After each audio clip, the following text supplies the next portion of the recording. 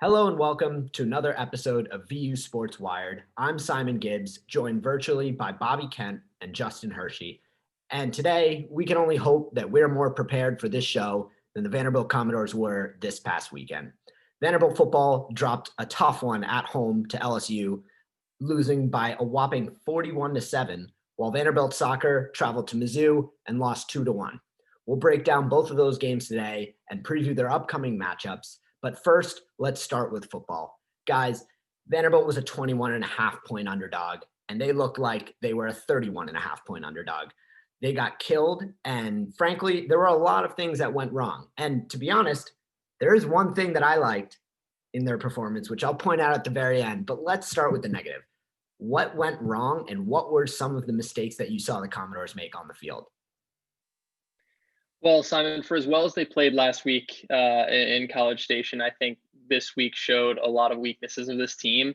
And the first thing you got to start with is the holes in the secondary. Miles Brennan came off a week where he really didn't look that impressive, and he absolutely picked the secondary of Vanderbilt apart. I thought the holes in the secondary were way too large. He had plenty of time to throw. The team didn't get as much pressure. Dio Odengbo and Andre Mintz really didn't get as much pressure as they had in the Texas A&M game, and that allowed Brennan to sit back in the pocket and really find his receivers and hit his marks deep in the secondary. And I know we'll touch on it in a little bit, but the tackling was also not a strong suit for this team. But the passing downfield from LSU really gashed Vanderbilt in this one. Yeah, I can only agree. It was a really poor showing after the confidence and the resolve that they came out with, that Vanderbilt came out with last week against Texas A&M. And in 2 years against LSU, they have now been outscored 107-45, which is beyond, not ideal. And I thought that the defense was very much like what's the term? I'd say Swiss cheese defense, and that it allowed a lot of holes and open pockets for receivers to be open with not a lot of guys around them, and then that allowed them to have a lot of opportunities to run after the catch. And poor tackling, whether it be just sort of one-arm tackles we've seen in the past, or not taking the right angles to the ball carrier, ended up being a problem. And also, like Justin said, they could not get pressure on Miles Brennan. He had way too much time. There were a number of opportunities where he had RPOs where he could just sit back there and then fire it right to his receiver off a slant, or he had time to look off a couple receivers and make a different decision. And I thought they did all right against the run, but the problems definitely came through the air. It was not a great showing. Yeah, and Bobby, I find it funny. You point out this cumulative score over 2 years, but in fact, Vanderbilt had defensive touchdowns in their showing last year. So you could even knock some of those points off the board for Vanderbilt. And they played LSU's backups for the large part of last year, right? In a 66-30-something ball game, LSU didn't keep their starters in all game, and Vanderbilt was able to score a few against LSU. That said, last year, Vanderbilt did start off the game with a strong offensive drive for a touchdown. We didn't really see that same dominance out of Vanderbilt's offense this year. But one thing I wanted to add on to, and Justin had mentioned it, the missed tackling is a huge problem. The one-arm tackling, the fundamentals or lack thereof that seems to be plaguing this Commodore defense is really worrisome. And what worries me about it is not the fact that necessarily it's going to equate to losses, but the fact that it has equated to losses for 2, 3, 4 years now. And we see the same problem over and over again. The same problem that hurt the Commodores game after game last year has not been corrected this year. And I said after week 1 in my Commodore Brunch column that, in that game against Texas A&M, Vanderbilt looked good. I was worried that the missed tackling was going to be a problem, right? Because they did have some missed tackles against A&M. It just didn't necessarily kill their momentum. In this game, the missed tackles were atrocious. And the sad part is that if you look statistically at how many rushing yards LSU had as a team, 161 yards, not a crazy game on the ground, but it was crazy efficient because John Emery needed just 12 carries to put 103 rushing yards on his own tally. Yet of that 161 team rushing yards, 104 of them came from yards after contact. They were continuously breaking tackles. they were continuously getting free opportunities from the Vanderbilt defense, which frankly, Vanderbilt reaped the benefits of silly mistakes like that the week prior against Texas A&M, as the special teams made a couple mistakes that honestly helped the Commodores keep their distance in that ball game. But this week, LSU gave no free mistakes to Vanderbilt, and we saw Vanderbilt make the same mistakes over and over and over again. Now, there are a few other mistakes we wanted to point out. We could start with the missed catches. We could start with the tackles. I want to bring up the kicking situation. And now this has not cost Vanderbilt a ball game yet. Vanderbilt has played 2, and they've lost by more than a field goal in both situations. But so far this year, Pearson Cook, the backup punter turned kicker, is 1 for 3 on field goals. And one of the field goals he missed this past weekend was from 22 yards out, which honestly, I think a lot of the soccer players, if not all of them, could have made that. That's not to say they are any better at kicking or he's any worse at kicking. But what I do know is that missing 2 field goals, especially one from 22 yards out, is not going to help your confidence. Pearson Cook might be a talented kicker, but as a kicker, we all know what happens when your confidence is low. Just look at Roberto Aguayo and what happened to him after he got drafted by the Tampa Bay Buccaneers. I'm worried and I'm confused why Javin Rice hasn't played at all. Vanderbilt scholarship kicker, who for some reason lost the kicking competition, which I didn't know we even had entering this season, to a punter. So that was something that's really concerning to me. And part of the reason why I'm so worried moving forward is because, look, Vanderbilt is about to enter the stretch of their schedule where there are winnable games. Mizzou is winnable. South Carolina is winnable. Ole Miss is winnable. I mean, I'm not fairly confident Vanderbilt's going to win any of those games, but if they do, and there is a chance they do, it's going to be a close game. You can't afford to miss 22-yard field goals in a close game. Justin, what were some other mistakes that you wanted to point out and things that Vanderbilt needs to correct in the coming weeks as they enter a part of their schedule where they can potentially walk out with a win? Yeah, Simon, I think you hit on a couple big ones. The tackling, obviously, huge issue. I mean, LSU was averaging 15 yards per completion to Vanderbilt's 10, 7 yards per play to Vanderbilt's 4. So those were huge issues. The kicking game is obviously an issue, but it's something we knew that was going to be an issue, right? Pearson Cook's a punter. He's a punter. And so coming out here, what can we really expect? Obviously, 22 yards, we really want that to go in, and it should go in. But we have to keep that in mind. I think another huge issue was coming out of the third quarter, Javion Marlowe ran a perfect wheel route, and Ken Seals dropped the ball right on his hands, and that ball went right through his hands. And that was potentially a touchdown from my angle in the stadium. It really looked like he could have taken that straight to the house, and that would have been a huge momentum swing because Vanderbilt was only down, if I'm not mistaken, 17 at that point. Cutting that to a 10-point game would have been huge. So that was a big issue. I think something else that Vanderbilt consistently did was punt to Derek Stingley Jr. I couldn't understand that at all. Harrison Smith's done a really good job in his time at Vanderbilt, and I'm not sure if this was poor kicks or no one really notified him that Derek Stingley was extremely lethal in the kick return game. That was not smart by the Vanderbilt special teams, and it cost them big time. It set up LSU with some really good field position multiple times, and they capitalized on that. Another mistake that I want to point to is almost in play calling and sort of aggression in a moment like this, in a game where you're against an opponent that you potentially know that you might not have a chance to be close with from the majority of the game. And that is when, right before the end of the first half, Derek Mason elects to kick the field goal or try to kick the field goal, which you obviously saw went incomplete or, wasn't successful. But instead of going for it on a 4th and 4, when you know that LSU is going to be receiving the ball to start the second half, and you're already down, that would have made it, probably a 7-point game, whereas the field goal makes it a 10-point game, but that wasn't made anyway. But if then you need to do anything you can to bring the momentum back onto your side, and they just didn't do that. And I think the aggression and the playing not to lose is the mentality right now, and that is what's killing them. And it's almost should be the mentality of we're playing with house money and we have to do something we can to change up momentum. Yeah. And before we move on to positives in this game and potentially previewing what could be, as I said, a winnable ball game against South Carolina this weekend. One more weakness I wanted to point out, and this is so sad because I really thought they had it under control in week one, the offensive line. We knew what to expect coming into the season, or we thought we knew what to expect coming into the season, as Vanderbilt had lost 4 offensive linemen to opt-outs. We all expected this patchwork offensive line to not be able to hold its own. And in week one, it did just that. It gave Ken Seals all the time in the world to work with. This week, not only did they struggle blocking at all, but even on plays, on design screen plays or checkdowns or even quarterback options, Seals would roll out of the pocket and he's still getting like hammered almost.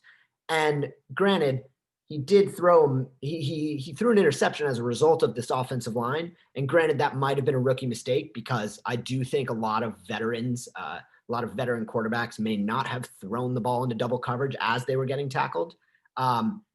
An interception on the goal line, nonetheless, is detrimental to a Vanderbilt team, especially a Vanderbilt team that needed any sort of momentum in that game and lost it all there. Justin, what do you look for in the offensive line in week two, and how do you think they could help this offense open up holes?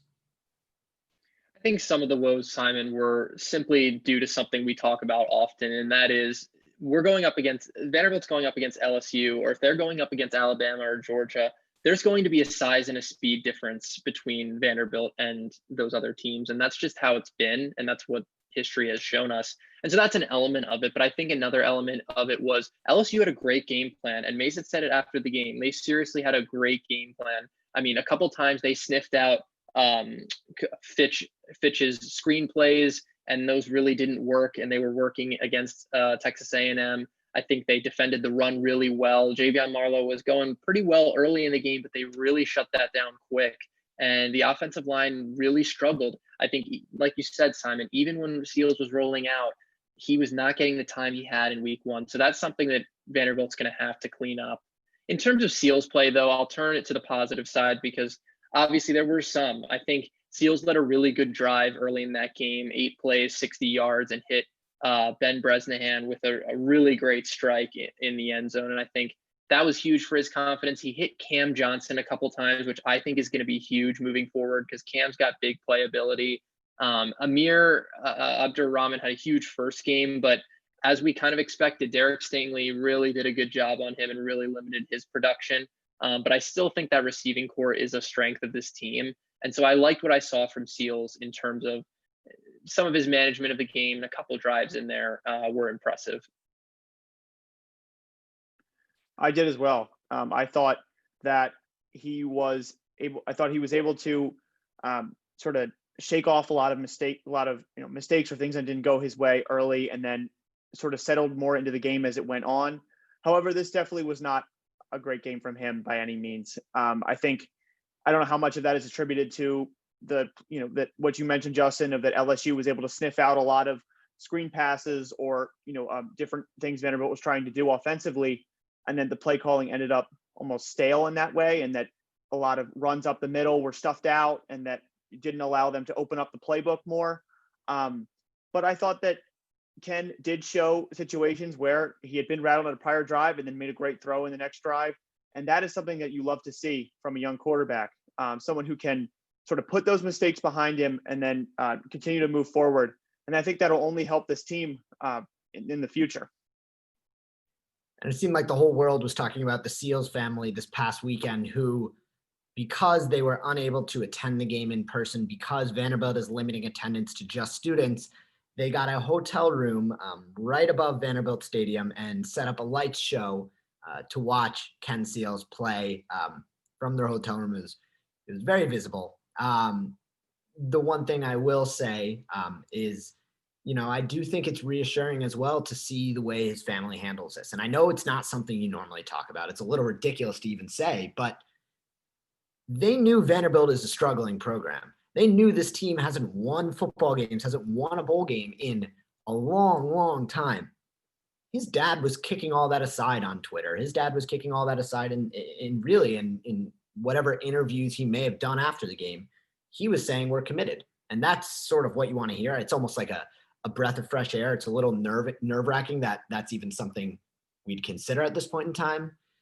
But as you guys pointed out, as one of the potential downfalls of this Vanderbilt team and something that may have hurt Seals in this game was the play calling. That said, I want to, as we transition into some positives here, I want to point out the play calling as, at least some of it, as something that I loved. And I mean, I really liked it. And I point specifically to the one red zone possession, or I think it was two actually, where they pulled Mike Wright off the bench and into the game.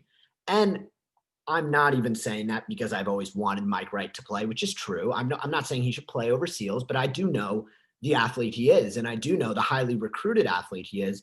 And it's nice to see him on the field. But truth be told, you can't prepare for this if you're another team, right? You don't know what what Vanderbilt's red zone solution is. And that might be because they don't find the red zone all that often.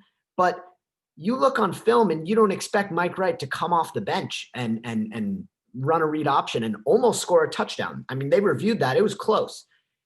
That's the sort of play calling that I want to see from Vanderbilt moving forward. I'm not saying they should be running crazy wildcat triple option plays every other possession, but my point is this is the type of play that keeps the defense on their feet that we just haven't seen in years. Since I arrived at Vanderbilt, I've not seen an offensive coordinator execute these sorts of plays, and it's college football. We see a lot of this trickery in college football, and honestly, some of the better teams in the country are the teams that are able to execute these to perfection. So that's something I took away as a positive. I do like Todd Fitch's offense a lot, and I'll be honest, even when Ken Seals is rolling out and even when he doesn't have time to throw, at least he's rolling out and looking to check down because that's what Fitch's offense is designed to do. Last year, we saw Godowski's offense was Riley Neal often scrambling and had no one to check down to. There was no one within his vicinity because they had all run down the field. So I do think Fitch's play calling so far, while it's not been perfect, there are some positive takeaways and there are some things moving forward that could help this ball club. Justin, what was something you saw as a positive this past weekend, and how can it help Vanderbilt moving forward? I agree with you, Simon. I thought Fitch's play calling really wasn't exactly the issue in that LSU game. But one thing I saw on defense that I loved was Donovan Kaufman. I think this kid is going to be a stud for this team. He racked up 10 tackles, and he's second on the team in tackles as a true freshman. That's unheard of in the SEC. I think that's so impressive. And he showed you what he can do in the return game. I have a story coming out about him soon, and he's just an incredible kid, an incredible athlete. And Derek Mason said the other day, like, you might see this kid on offense at some point. And I think that's just crazy. I think he just has a knack for the ball that Vanderbilt fans are really, really going to become excited about very quickly. So he really excited me with his play. And I think him back there with Deshaun Jerkins and with some of those upperclassmen in the secondary, I think they're going to improve as the season wears on.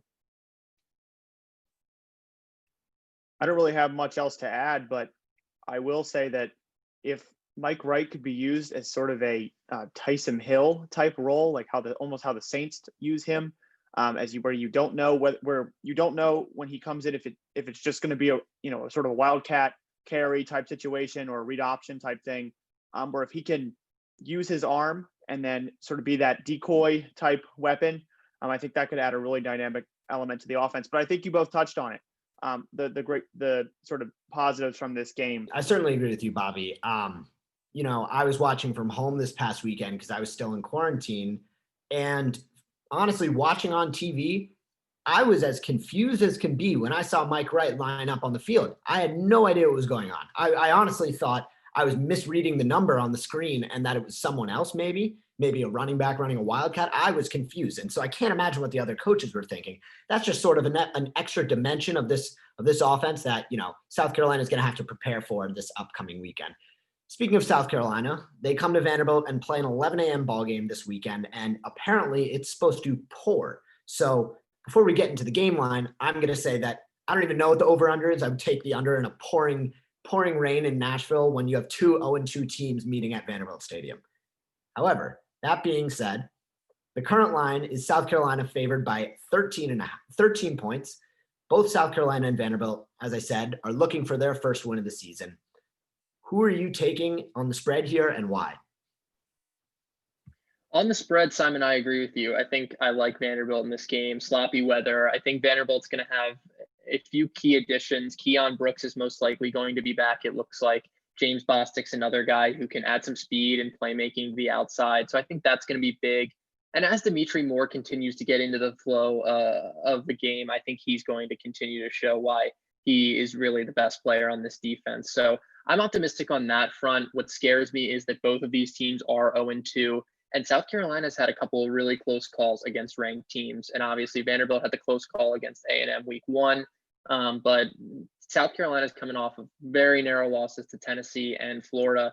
They're going to be hungry for a win, but that weather is that factor. And it's going to be really interesting to see how Ken Seals can deal with that weather and work through that, because it's going to be different. But I think it'll be huge to have all three running backs, hopefully, for that one. Well, I want to say that I think that Vanderbilt will cover. I'm not sure. I need to see, as a fan, a couple more things from them to reassure me that this is possible. And one of those starts with Ken Seals having a bounce back game. I think if he puts in another performance similar to what he did against Texas A&M, when that obviously is cognizant on the offensive line holding up, which I think hopefully with a week of film, that will definitely be hopefully be improved. And with Keon Brooks coming back and it being a sloppy weather game, the run is going to be very dependent on in this game. And if Vanderbilt can grind it out and sort of get those tough yards, I think that they have no excuse but to hang around and potentially win this game. But as of right now, I need to see those things to be a little bit more sold that Vanderbilt can cover. Yeah, I'm a little worried about this one. As I said in the beginning, I think it would take the under because of the rain and the rain alone. But Colin Hill is a good quarterback. South Carolina is I think, in previous years has been a well-coached team, although Will Muschamp's seat might be heating up a little bit in these coming weeks. But I at this point, I don't necessarily think Vanderbilt's going to go winless. I think there's a chance for them to win a game this year, if not more. But I think that first chance comes against Mizzou. And I say that because this is a South Carolina team that gave two really, really good teams a run for their money. As much as I hate to admit it, Tennessee is a way better team than Texas A&M. Texas A&M was ranked 10th. They did not look close to the top 25 when Vanderbilt played them in week 1. Whereas Tennessee, they were ranked 14 when they played South Carolina. South Carolina lost by like 4 points. This is a good team, and it's a team that lost by, sure, it was 2 touchdowns, but they put 24 points against Florida. I mean, these are really good ball clubs that they're barely losing to, and that concerns me because Vanderbilt's defense is not picture perfect. There are some holes, there are some mistakes, and unless they can correct all of those in just 1 week, 14 points or 13 points might be an easy cover, in my opinion, for South Carolina. You could tune into that game on SEC Network this Saturday at 11 a.m. Now, moving on to soccer, when we discuss a soccer loss, before we get into the loss itself, I always tend to think that there was a reason other than mistakes they lost, right? And I say that because most every time I've spoken to Darren Ambrose after a game in sort of a post-game one-on-one press conference, because no one else covers Vanderbilt soccer, he always tells me, in these games that they're either losing or either lost or were losing at one point, he says, I don't think we played bad. I think we were playing as the better team, and we happened to make one crucial mistake or 2 crucial mistakes that cost us the ball game. Now, against Kentucky in their first game of the season, as we spoke about last week, Kentucky scored 2 really quick goals in the first half before Vanderbilt rallied back, scored 3 in the second half, and won the game. And I asked Coach Ambrose about this being a tale of 2 halves, and he was quick to answer, it wasn't, not at all. We played really well in the first half, arguably the better team in the first half. There were just 2 crucial mistakes in their own third that almost cost them the ball game. And against Mizzou this past weekend in a 2-1 loss, it looked again like they were as good a team, if not better, than Mizzou. And I say that because Mizzou just barely went up 2-0 in the 60th minute after scoring a very quick goal in the beginning of the game. But Abby Brighton hit the post with a header at the very end of the game to tie the game. Vanderbilt was that close to coming away, or at least tying up the game in the final minutes. And as they move on to South Carolina, by the way, how common is it that football and soccer play the same opponent in the same weekend? Anyways, as they move on to South Carolina, what will this team have to correct moving forward, and how can they come out with a win against South Carolina? Yeah, Simon, I think you said it well. I think it's interesting how this team has been playing from behind a lot. And I think that's something that I don't know that Ambrose has said it, but I think it's something that they want to correct. I think for a young goaltender, and they have some experience up front, but they do not want to be playing from behind constantly. And I think that's going to be the big thing this weekend, is getting on the board first, or kind of containing South Carolina. But this is a good South Carolina team that already beat Missouri, who obviously Vanderbilt just lost to. And so that's going to be a real challenge this weekend. But at some point, I know those upperclassmen are going to start taking over. Haley Hopkins is really going to drive this team's success. So I think you have to have confidence in them moving forward, but I definitely think this is going to be a tough game for them. Keep in mind that every team does make the SEC tournament. So no matter the regular season outcome, they are going to have a chance in the postseason. But I know Darren Ambrose and his squad want to go in with some confidence. And I think getting on the board early first is really going to help that this weekend. I agree. I'm not concerned, because I know this is a group that is led by veterans and that will have this team ready. And also, soccer is, as you pointed to, Simon, soccer is really just a game of inches. You can play well an entire game, but one mistake can make a difference between a 1-0 loss or a 1-0 win. And I think that because of the nature of the game, that Vanderbilt just needs to turn a couple things around. And also, they've been out shooting their opponents per game, and statistically over the course of these 3 games, which is a great sign. It's just they need to start converting some of those chances.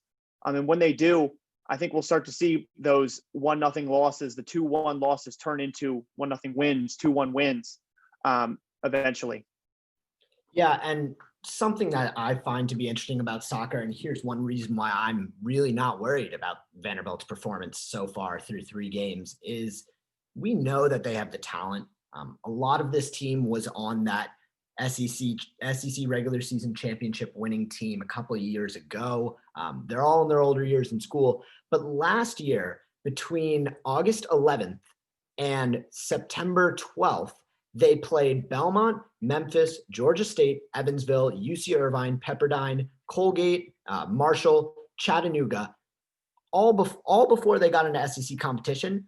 And the aggregate score of those matches throughout a month was 25-2 Vanderbilt. Talk about tune-up games.